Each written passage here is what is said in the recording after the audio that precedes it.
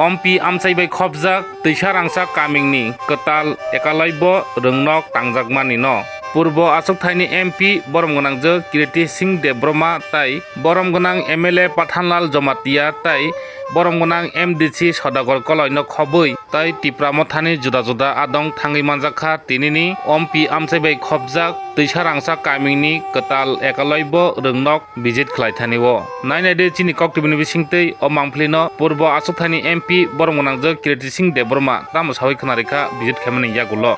क्या क्या देखा आपने? ये विज़िट करके देखे कि कितना काम कंप्लीट हुआ है। अभी ज़्यादा काम नहीं है, वो काम शायद 1-1.5 महीना में कंप्लीट हो जाना चाहिए। ये हमारे इलाका के बच्चे लोग के लिए बहुत एक बड़ा स्टेप रहेगा। जो गरीब बच्चे लोग हैं उनका कम से कम एजुकेशन, हॉस्टल, ये सब जो हमारे एरिया की मांग है वो पूरा होगा।